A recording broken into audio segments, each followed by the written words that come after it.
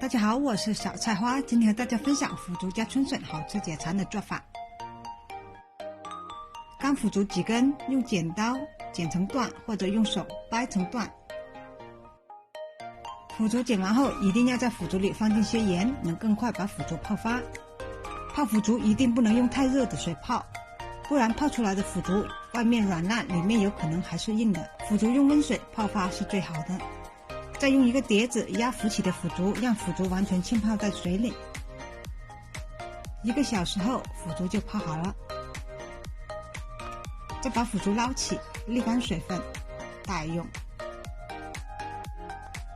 3、4根小春笋提前剥了笋衣，把春笋切成小块。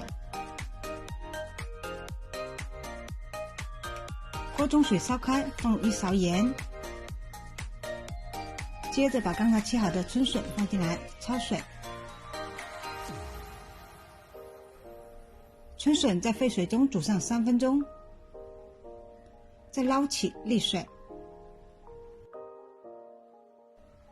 把煮好的春笋放到清水中清洗一下，再捞起沥水待用。接着准备3瓣蒜，把蒜压扁就可以了。要点辣，切几个小米椒，不爱吃辣也可不放。再准备2根大蒜苗，蒜苗白和蒜苗叶分开，都切成段待用。然后再准备些豆豉，把豆豉用清水清洗一下。热锅下油，放进豆豉，煸出豆豉香。接着把蒜、辣椒放进来，煸炒一下。再把春笋、蒜苗白放进来，翻炒片刻，然后放进腐竹，翻炒几下，再放进1小勺盐，不停翻炒均匀。接着把蒜苗叶放进来，翻炒几下，再放进适量生抽，不停翻炒至蒜苗叶断生。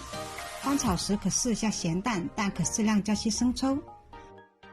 今天好吃解馋的豉香腐竹春笋就做好了。喜欢我的视频，欢迎分享、点赞、关注。